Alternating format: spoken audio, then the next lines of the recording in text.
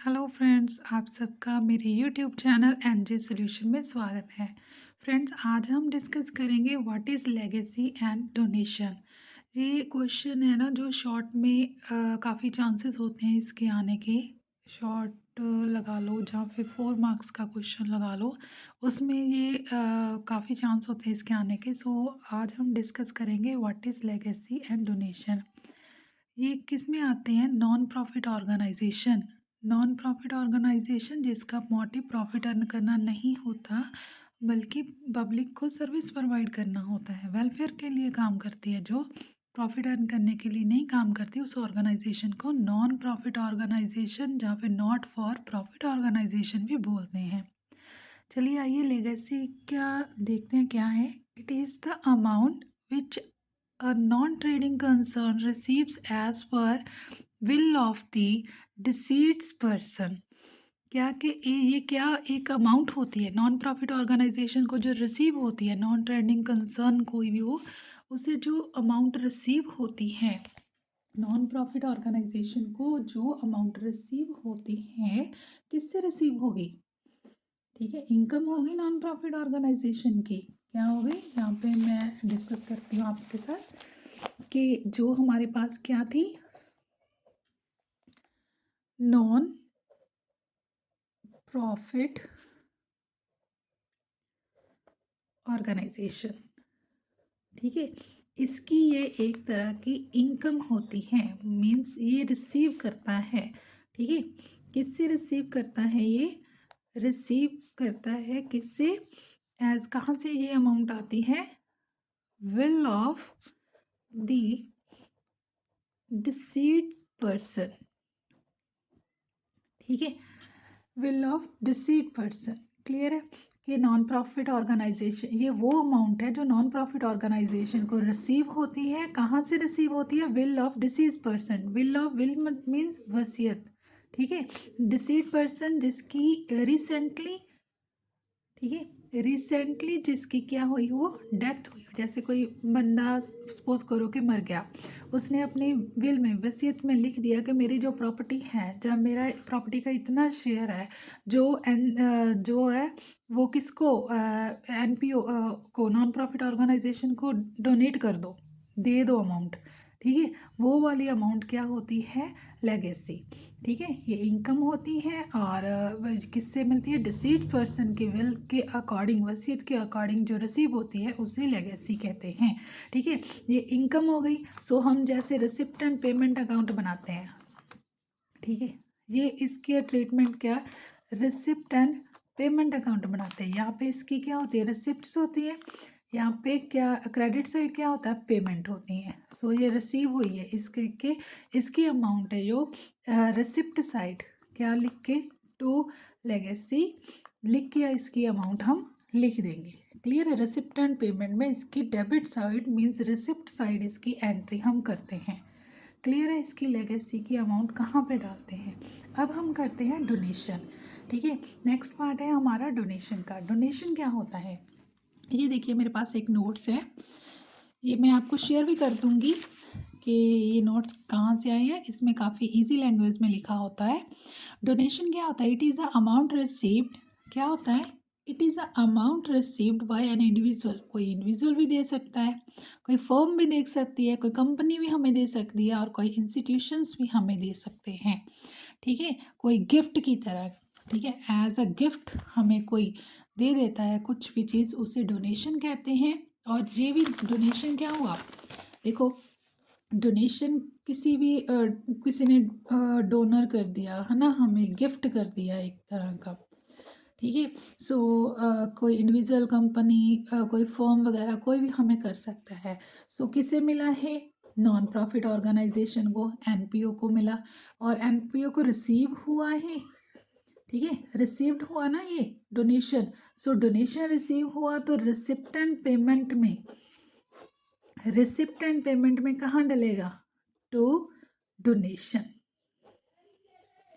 ठीक है, donation means receipt side, debit side इसकी हम एंट्री करेंगे। और उसके बाद हम इसकी एंट्री, ये तो एक तरह का क्वेश्चन होता है, हम इसकी entry income and expenditure account में भी करते हैं, और इसकी एंट्री कभी हम जो है बैलेंस शीट में भी करते हैं। सो बैलेंस शीट में इसकी एंट्री कब होगी, और डोनेशन में sorry income and expenditure account में इसकी एंट्री है जो कब होगी।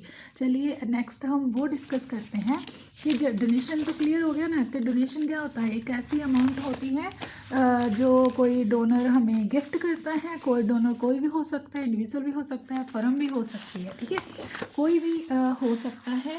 सो जो डोनेशन होता है हमारा, डोनेशन, ठीक है, डोनेशन हमारा 2 टाइप्स का होता है। या तो हमें क्या होगा, जर्नल डोनेशन, ठीक है, जर्नल डोनेशन होगा, या फिर हमारे पास क्या होगा, स्पेसिफिक जो डोनेशन होगा, ठीक है। 2 टाइप्स का डोनेशन होता है, general donation, specific donation. Donation most important है। डोनेशन क्या होता है, कोई भी डोनर हमें एज ए गिफ्ट देता है अमाउंट, उसे हम रिसिप्टेंट पेमेंट में रिसिप्ट साइड डालते हैं, और ये स्पेसिफिक और जनरल डोनेशन होता है। और what is a general donation and specific donation, नाम से क्लियर हो रहा है। जो हमें डोनेशन, बंदा कोई आया, थर्ड पर्सन मेरे आया कि ये पैसे हैं, इससे आप इसमें स्पोर्ट्स क्लब में कुछ इसका लगा लो कि इसके बैट ले दो, ठीक है, या फिर किसी स्टूडेंट को इसका बैग लेके देने हैं। या फिर हम देखते हैं मोस्टली जैसे किसी उसमें होता है ना, मंदिर गुरुद्वारा में कैसे है ना, ये अमाउंट इस बिल्डिंग के लिए है, स्पेसिफिक उसने मेंशन किया हुआ है कि इस पर्पस के लिए क्या है, इसका पर्पस किस पर्पस के लिए डोनेशन किया है वो हमें मेंशन होता है, तो हम उसे क्या बोलते हैं, स्पेसिफिक डोनेशन। जिसे नहीं बस बंदा वैसे दे गया कि ये लो डोनेशन, किसके लिए, हमारी मर्जी, हम कहाँ में मर्जी यूज़ करें उसे, ठीक है। इसमें कोई भी मतलब नो पर्पस उसने दिया नहीं होता, पर्पस नहीं दिया होता, स्पेसिफिक रीज़न नहीं दिया होता है ना कि कहाँ पे हम इसे रखें, तो उसे जनरल डोनेशन कहते हैं। जिससे बताया होता है कि इस काम के लिए मैंने आपको डोनेशन दिया, कंस्ट्रक्शन के लिए दिया, या किसी भी काम के लिए अगर आपको डोनेशन दिया, ठीक है, कोई भी प्राइज़ फंड के लिए दिया, ठीक है, कुछ, तो हम उसे प्राइज़ फंड के लिए ही यूज़ करेंगे कि ये पैसा प्राइज़ फंड के लिए ही आया हुआ है, ठीक है। किसी कंपटीशन के दिया तो इसे हम कंपटीशन में ही लगाएंगे कि इस पर्पस के लिए हमारा आया, तो वो क्या होगा, स्पेसिफिक डोनेशन।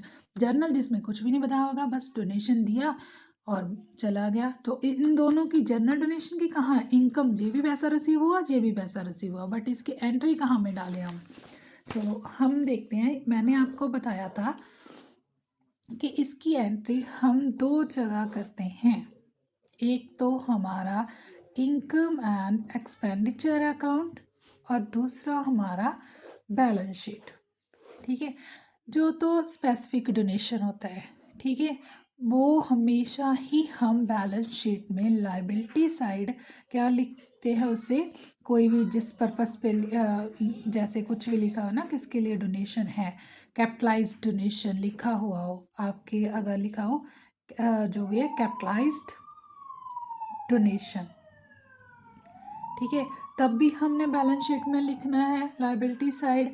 और अगर आपको लार्ज अमाउंट दी हो तब भी हमने इसे यहीं पे लिखना है। जर्नल डोनेशन क्या होता है, हमारी इनकम, सो जर्नल डोनेशन हम इनकम साइड जो credit side income and expenditure में डालते हैं। जनरल डोनेशन के अगर आपको उसने नहीं बताया कि किसके, अगर इसके ह्यूज अमाउंट है, लार्ज अमाउंट है, तो हम बैलेंस शीट में डालेंगे, अदरवाइज इनकम एंड एक्सपेंडिचर में। अगर आपको इसका कोई स्पेसिफिक रीज़न भी नहीं है, अगर अमाउंट स्मॉल और बिग कुछ भी है, इसका आप जो ट्रीटमेंट है, ठीक है, इसे कहीं भी लिख सकते हैं, बस नीचे नोट दे दे कि आपने इसे एज अ इनकम लिखा है, जहाँ फिर आपने इसे कैपिटलाइज्ड रेवेन्यू इनकम है, जहाँ फिर आपकी कैपिटलाइज्ड इनकम है, ठीक है, आप इससे मेंशन कर दिया। सो आपको ये तो क्लियर हो गया कि डोनेशन क्या होता है, जो डोनर एज अ गिफ्ट देता है हमें, और स्पेसिफिक डोनेशन होता है, जनरल डोनेशन होता है, ठीक है। स्पेसिफिक डोनेशन होता है जो हमें बताया होता है कि इस पर्पस के लिए डोनेशन दिया, जनरल डोनेशन में हमें नहीं बताया होता कि किस पर्पस के लिए डोनेशन दिया। जनरल पर जो है हम इनकम एंड एक्सपेंडिचर में इनकम साइड डालते हैं, बैलेंस शीट में हम क्या डालते हैं, स्पेसिफिक डोनेशन डालते हैं, ठीक है, अभी इसकी मैं जो आपको इसके नोट्स हैं वो भी आपको यहाँ पे मेंशन कर दूंगी। ठीक है, अगर आपने इजी लैंग्वेज में लिखना है कि डोनेशन है जो, ठीक है, donation is the amount receive by an individual, firms, companies, institutions as a gift. It appears on the receipt side of receipt and payment account. Donation may be classified as specific donations and general donation. जैसे मैंने बताया कि 2 types का होता है, specific donation, general donation. ठीक है, ये इसके नोट्स हैं, आप इससे कर लीजिए। ओके।